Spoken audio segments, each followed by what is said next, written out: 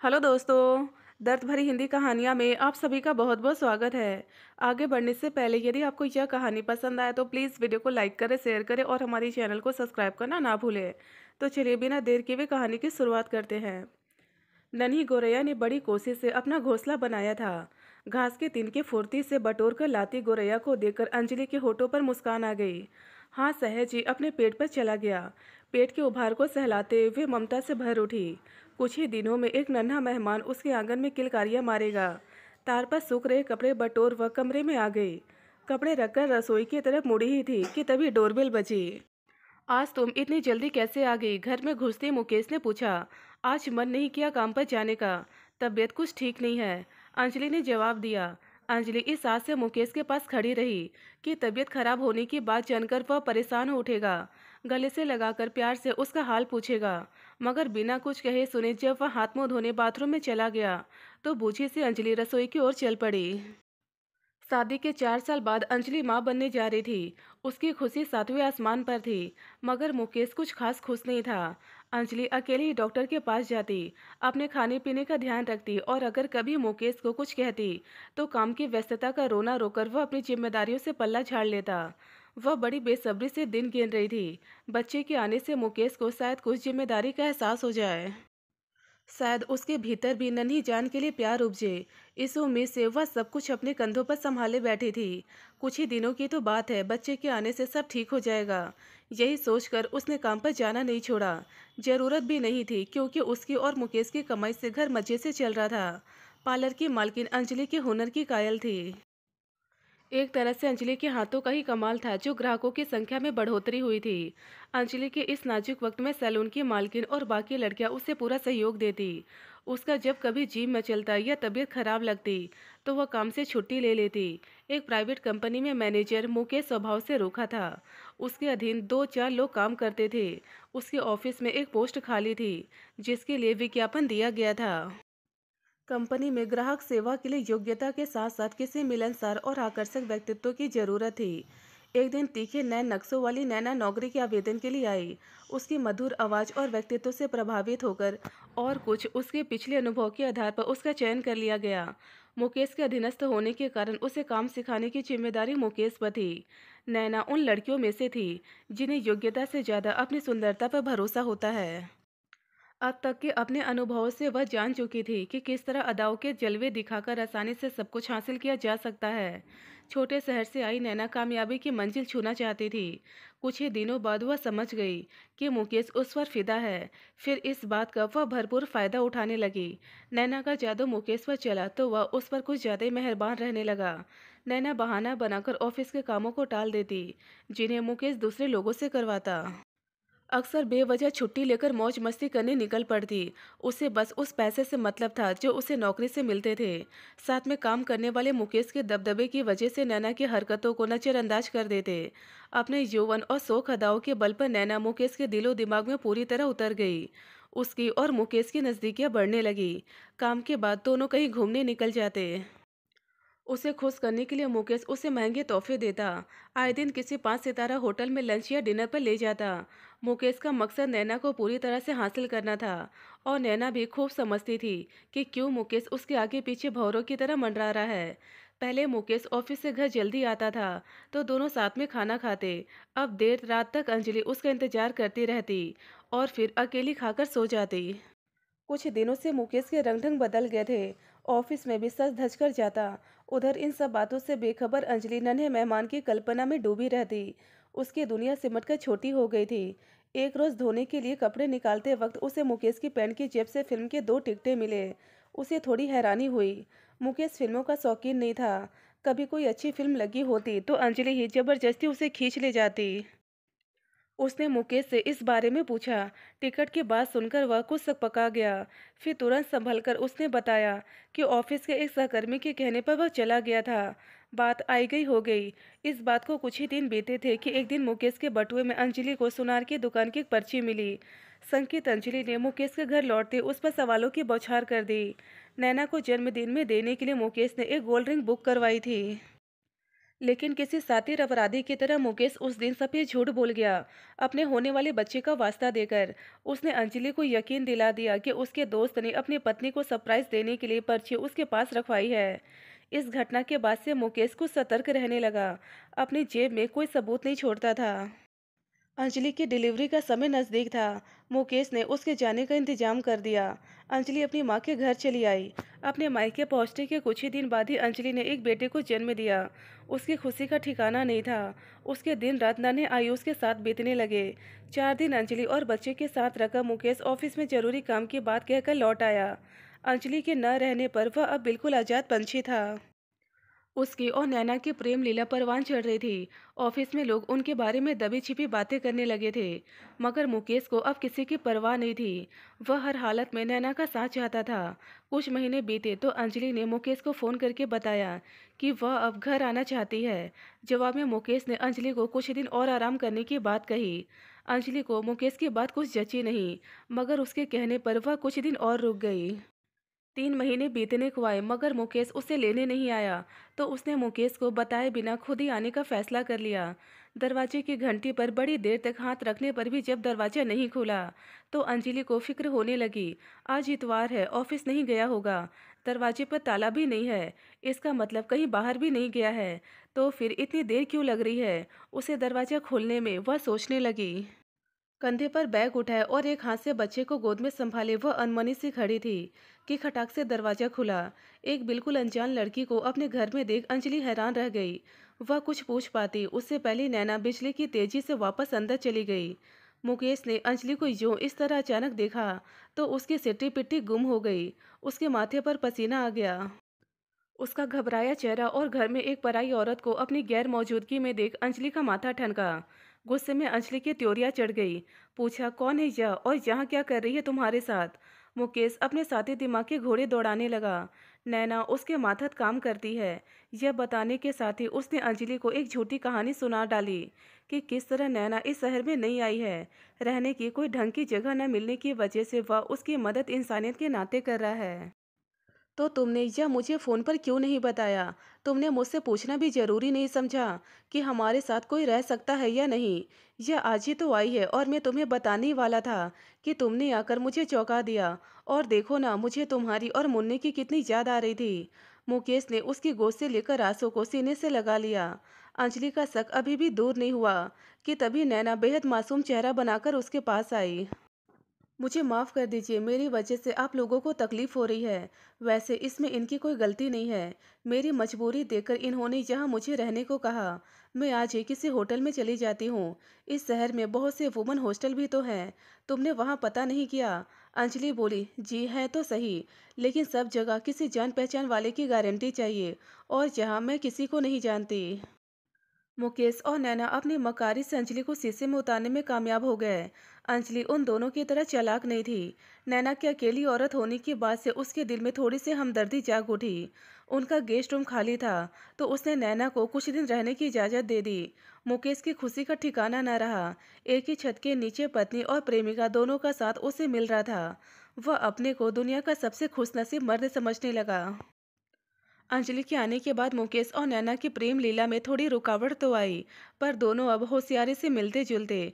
कोशिश होती कि ऑफिस से भी अलग अलग समय पर निकले ताकि किसी को शक न हो। अंजलि के सामने दोनों ऐसे पेश आते जैसे उनका रिश्ता सिर्फ ऑफिस तक ही सीमित हो। अंजलि घर की मालकिन थी तो हर काम उसकी मर्जी से होता था। थोड़ी अंतराल बाद नैना उसकी स्थिति की तुलना खुद से करने लगी थी। उसके तन मन पर मुकेश अपना हक जताता था, मगर उनका रिश्ता कानून और समाज की नज़रों में नाजायज़ था। ऑफिस में वह सबके मनोरंजन का साधन थी। सब उसे चुहल भरे लहजे में बात करते। उनकी आंखों में नैना को अपने लिए इज्जत कम और हवस ज़्यादा दिखती थी। समाज में पत्नी का दर्जा क्या होता है, मुकेश और अंजलि के साथ रहते हुए उसे इस बात का अंदाजा हो गया था। अंजलि की जो जगह उसके घर में थी वह जगह अब नैना लेना चाहती थी। वह सोचने लगी, आखिर कब तक वह मुकेश के खेलने की चीज बनकर रहेगी। कभी न कभी तो मुकेश इस खिलौने से ऊब जाएगा। नैना को अब अपने भविष्य की चिंता होने लगी। मुकेश के पास सौदा और पैसा दोनों थे। उसके साथ रहकर नैना को अपने भविष्य सुनहरा लग रहा था। उसने अब अपना दांव फेंकना शुरू किया। वह मुकेश पर अंजलि को तलाक देने का दबाव डालने लगी। साथ ही दिमाग मुकेश को घर वाली और बाहर वाली दोनों का सुख मिल रहा था। वह शादी के पछड़े में नहीं पड़ना चाहता था। उसने नैना को कई तरीकों से समझाने की कोशिश की, तो वह जिद पर अड़ गई। उसने मुकेश के सामने शर्त रख दी कि या तो वह अंजलि को तलाक दे कर उससे शादी करे, या फिर वह सदा के लिए उससे अपना रिश्ता तोड़ लेगी। कंटीली चितवन और मदमस्त हुस्न की मालकिन नैना को मुकेश कतई नहीं छोड़ना चाहता था। उसने नैना से कुछ दिन की मोहलत मांगी। एक रात अंजलि की नींद अचानक खुली तो उसने पाया मुकेश बिस्तर से नदारत है। अंजलि को बातचीत की आवाज़ें सुनाई दी तो वह कमरे से बाहर आई। आवाज़ें नैना के कमरे से आ रही थी। दरवाज़ा पूरी तरह बंद नहीं था। एक झिरी से अंजलि ने अंदर झाँका। बिस्तर पर नैना और मुकेश सिर्फ एक चादर लपेटे हम बिस्तर थे। दोनों इतने बेखबर थे कि उन्हें अंजलि के वहां होने का भी पता नहीं चला। उस दृश्य ने अंजलि को जड़ कर दिया। उसकी हिम्मत नहीं हुई कुछ देर वहां रुकने की। जैसे गई थी वैसे उल्टे पांव कमरे में लौट आई। आंखों से लगातार आंसू बहते जा रहे थे। उसके नाक के नीचे ये सब हो रहा था और वह बेखबर रही। वह यकीन नहीं कर पा रही थी कि इतना बड़ा विश्वासघात किया दोनों ने उसके साथ। अंजलि के दिल में नफरत का ज्वार भाटा उछाल मार रहा था। उसके आंसू पोंछने वाला वहां कोई नहीं था। दिमाग में बहुत से विचार कुलबुलाने लगे। अगर अभी कमरे में जाकर दोनों को जलील करे तो उसका मन शांत हो, और फिर वह हमेशा के लिए यह घर छोड़कर चली जाए।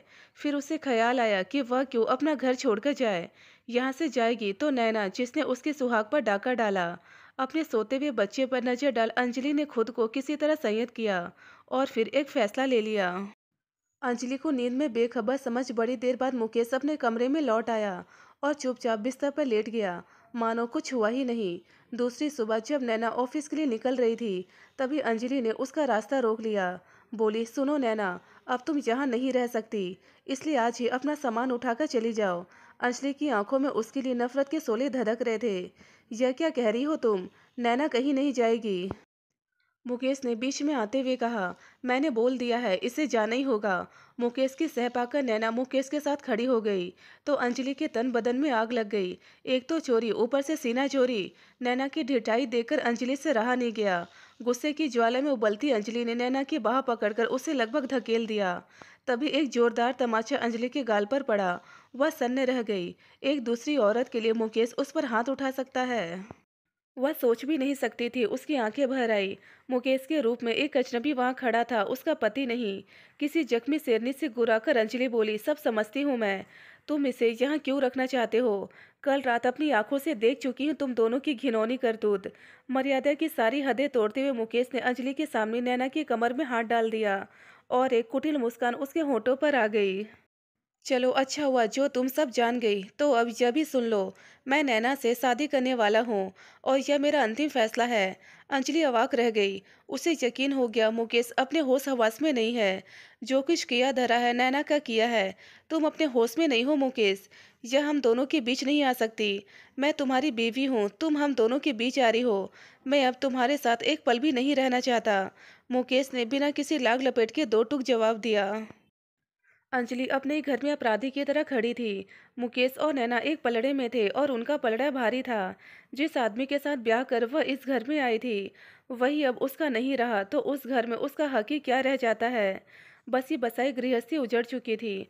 मुकेश ने जब तलाक का नोटिस भिजवाया तो अंजलि की माँ और भाई का खून खौल उठा। वे किसी भी कीमत पर मुकेश को सबक सिखाना चाहते थे, जिसने अंजलि की जिंदगी से खिलवाड़ किया। रह रहकर अंजलि को वह थप्पड़ याद आता जो मुकेश ने उसे नैना की खातिर मारा था। अंजलि के दिल में मुकेश की जात तक मर चुकी थी। उसने ठंडे लहजे में घर वालों को समझा बुझा लिया और तलाकनामे पर हाँ की मोहर लगा दी। जिस रिश्ते की मौत हो चुकी थी उसे कफन पहनाना बाकी था। वक्त ने गम का बोझ कुछ कम किया तो अंजलि अपने आपे में लौटी। अपने घर वालों पर मोहताज होने के बजाय उसने फिर से नौकरी करने का फैसला लिया। अंजलि दिल कड़ा कर चुकी थी। ननी जान को अपनी माँ की देखरेख में छोड़ वह उसी शहर में चली आई जिसने उसका सब कुछ छीन लिया था। सीने में धधकती आग लेकर अंजलि ने अपने को काम के प्रति समर्पित कर दिया। जिंदगी की गाड़ी एक बार फिर पटरी पर आने लगी। ब्यूटी सैलून में उसके हाथों के हुनर के ग्राहक कायल थे। उसे अपने काम में महारत हासिल हो चुकी थी। कुछ समय बाद ही अंजलि ने नौकरी छोड़ दी। अब वह खुद का काम शुरू करना चाहती थी। अपने बेटे की याद आते ही तड़प उठती। वह उसे अपने पास रखना चाहती थी, मगर फिलहाल उसे किसी ढंग की जगह की जरूरत थी जहां वह अपना सैलून खोल सके। तलाक के बाद कोर्ट के आदेश पर अंजलि को मुकेश से जो रुपए मिले, उनमें अपनी कुछ जमा पूंजी मिलाकर उसके पास इतना पैसा हो गया कि वह अपना सपना पूरा कर सकती थी। अपने सैलून के लिए जगह तलाश करने की दौड़ धूप में उसकी मुलाकात प्रॉपर्टी डीलर सुमित से हुई, जिसने अंजलि को शहर के कुछ इलाकों में कुछ जगह दिखाई। असमंजस में पड़ी अंजलि जब कुछ तय नहीं कर पाई, तो सुमित ने खुद ही उसकी परेशानी दूर करते हुए एक अच्छी रिहायशी जगह में उसे जगह दिलवा दी। अपना कमीशन भी थोड़ा कम कर दिया, तो अंजलि सुमित की एहसानमंद हो गई। सुमित के प्रॉपर्टी डीलिंग के ऑफिस के पास ही अंजलि का सैलून खुल गया। आते जाते दोनों की अक्सर मुलाकात हो जाती। कुछ समय बाद उनका साथ उठना बैठना भी हो गया। सुमित अंजलि के अतीत से वाकिफ था, बावजूद इसके वह कभी भूल से भी अंजलि को पुरानी बातें याद नहीं करने देता। उसकी हमदर्दी भरी बातें अंजलि के टूटे मन को सुकून देती, जिनके ने मानो हंसने मुस्कुराने का बहाना दे दिया था। दोस्ती कुछ गहरी हुई तो दोनों की सामे सांत गुजरने लगी। शहर में अकेली रह रही अंजलि पर कोई बंदिश नहीं थी। वह जब चाहती तब सुमित की बाहों में चली आती। एक सुहानी शाम अंजलि की गोद में सिर रखकर उसके महकते आंचल से आंखें मूंदे लेटे सुमित ने अंजलि से पूछा, सुमित, हम कब तक यूं ही मिलते रहेंगे? क्या कोई भविष्य है इस रिश्ते का? रोमानी ख्यालों में डूबा सुमित एकाएक पूछे गए इस सवाल से चौंक गया। बोला, जब तक तुम चाहो अंजू, मैं हमेशा तुम्हारे साथ रहूंगा। अंजलि खुद तय नहीं कर पा रही थी कि इस रिश्ते का कोई अंजाम है भी या नहीं।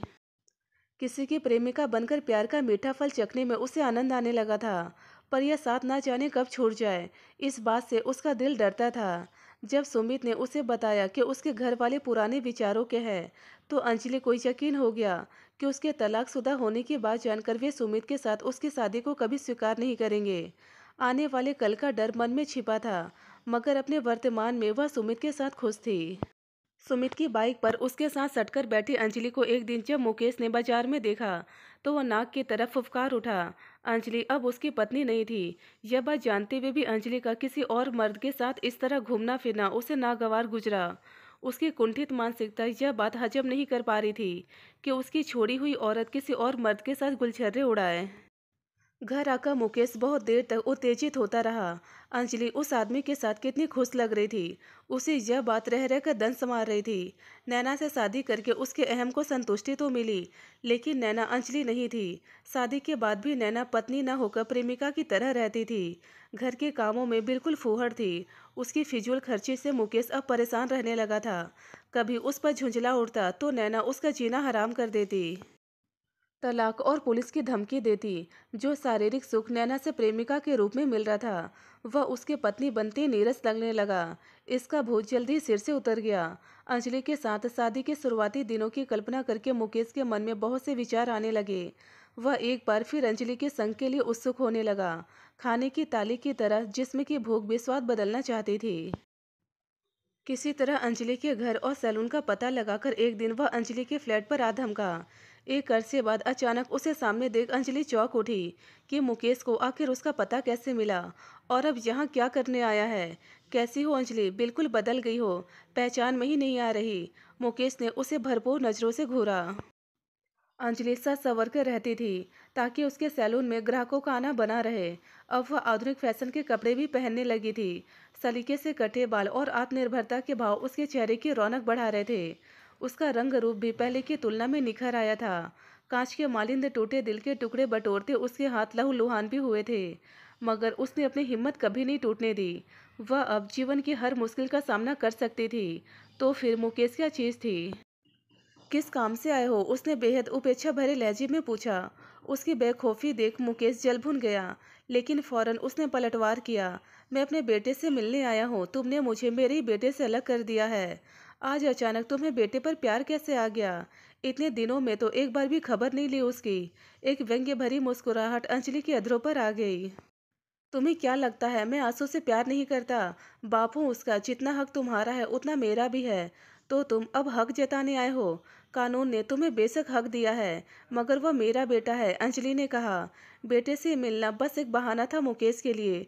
उसे तो अंजलि के साथ की प्यास थी। बोला, सुनो अंजलि, मैं तुम्हारा गुनहगार हूँ। मुझसे बहुत बड़ी गलती हो गई। हो सके तो मुझे माफ़ कर दो। मुकेश के तेवर अचानक नर्म पड़ गए। उसने अंजलि का हाथ पकड़ लिया। तभी एक झन्नाटेदार तमाचा मुकेश के गाल पर पड़ा। अंजलि ने बिजली की फुर्ती से फौरन अपना हाथ छुड़ा लिया। मुकेश का चेहरा तमतमा गया। इस खातिरदारी की तो उसे उम्मीद ही नहीं थी। वह कुछ बोलता उससे पहले अंजलि गुर्राई। आज के बाद दोबारा मुझे छूने की हिम्मत की तो अंजाम इससे भी बुरा होगा। यह मत भूलो कि तुम अब मेरे पति नहीं हो, और एक गैर मर्द मेरा हाथ इस तरह नहीं पकड़ सकता, समझे तुम? अब दफा हो जाओ यहाँ से। उसे एक भद्दी सी गाली देकर मुकेश बोला, सती सावित्री बनने का नाटक कर रही हो? किस किस के साथ अय्यासी करती हो सब जानता हो। अगर उनके साथ तुम खुश रह सकती हो तो मुझ में क्या कमी है? मैं अगर चाहूँ तो तुम्हारी इज्जत सारे शहर में उछाल सकता हूँ। इस थप्पड़ का बदला तो मैं लेकर रहूंगा। और फिर अंजलि को बदनाम करने की धमकी देकर मुकेश वहां से चला गया। कितना नीच और क्रूर हो चुका है मुकेश। अंजलि की सहन शक्ति जवाब दे गई। वह तकिए पर सिर रखकर खुद पर रोती रही। जुल्म उस पर हुआ था लेकिन कसूरवार उसे ठहराया जा रहा था। इस मुश्किल की घड़ी में उसे सुमित की जरूरत होने लगी। उसके प्यार का मरहम उसके दिल को सुकून दे सकता था। उसने अपने फ़ोन पर सुमित का नंबर मिलाया। कई बार कोशिश करने पर भी जब उसने फ़ोन नहीं उठाया तो वह अपना पर्स उठाकर उससे मिलने चल पड़ी। मुकेश किसी भी हद तक जा सकता है, यह अंजलि को यकीन था। वह चुप नहीं बैठेगा। अगर उसकी बदनामी हुई तो उसके सैलून के बिजनेस पर असर पड़ सकता है। वह सुमित से मिलकर इस मुश्किल का कोई हल ढूंढना चाहती थी। क्या पता उसे पुलिस की भी मदद लेनी पड़े। सुमित के ऑफिस में ताला लगा देखकर वह निराश हो गई। सुमित उसके एक बार बुलाने पर दौड़ा चला आता था। फिर आज उसका फ़ोन क्यों नहीं उठा रहा? उसे याद आया, जब वह पहली बार सुमित से मिली थी तो उसे अपना विजिटिंग कार्ड दिया था। उसने पर्स टटोला, कार्ड मिल गया। ऑफिस और घर का पता उससे मौजूद था। उसने पास से गुजरते ऑटो को हाथ देकर रोका और पता बताया। धड़कते दिल से अंजलि ने फ्लैट की घंटी बजाई। एक आदमी ने दरवाजा खोला। अंजलि ने उससे सुमित के बारे में पूछा तो वह अंदर चला गया। थोड़ी देर बाद एक औरत बाहर आई। बोली, जी कहिए, किससे मिलना है? लगभग उसकी उम्र की दिखने वाली उस औरत ने अंजलि से पूछा, मैं सुमित से मिलने आई हूँ, क्या यह उनका घर है? पूछते हुए उसे थोड़ा अटपटा लगा कि पता नहीं यह सही पता है भी या नहीं। मैं सुमित की पत्नी हूँ। क्या काम है आपको? आप अंदर आ जाइए, सुमित की पत्नी विनम्रता से बोली। अंजलि ने उस औरत को करीब से देखा। वह सुंदर और मासूम थी। मांग में सिंदूर दमक रहा था और चेहरे पर एक पत्नी का विश्वास। कुछ रुककर अपनी लड़खड़ाती जबान पर काबू पाकर अंजलि बोली, कोई खास बात नहीं थी। मुझे एक मकान किराए पर चाहिए था। उसी सिलसिले में बात करनी थी। मगर आपने अपना नाम तो बताया नहीं। मैं अपने पति को कैसे आपका संदेश दूंगी? वे खुद समझ जाएंगे। और अंजलि पलटकर तेज कदमों से मकान की सीढ़ियां उतर सड़क पर आ गई। अजीब मजाक किया था कुदरत ने उसके साथ। उसने शुक्र मनाया कि उसकी आंखें समय रहते खुल गई। सुमित ने भी वही दोहराया था जो मुकेश ने उसके साथ किया था। एक बार फिर से वह ठगी गई थी, मगर इस बार वह मजबूती से अपने पैरों पर खड़ी थी। जिस जगह पर कभी नैना खड़ी थी उसी जगह उसने आज खुद को पाया। क्या फर्क था भला उसमें और नैना में? अंजलि ने सोचा, नहीं, बहुत फर्क है। उसका जमीर अभी मरा नहीं। वह इतनी खुदगर्ज नहीं हो सकती कि किसी का बसेरा उजाड़े। जो गलती उससे हो गई है उसे अब वह दोहराएगी नहीं। उसने तय कर लिया, अब वह किसी को अपने दिल से खेलने नहीं देगी। बस अब और नहीं। दोस्तों, यदि आपको यह कहानी पसंद आई तो प्लीज़ हमें कमेंट बॉक्स में कमेंट कर अपने विचार जरूर बताएं। ढेरों पारिवारिक और शिक्षाप्रद कहानियाँ सुनने और पढ़ने के लिए हमारे चैनल दर्द भरी हिंदी कहानियाँ को जरूर सब्सक्राइब करें। धन्यवाद दोस्तों।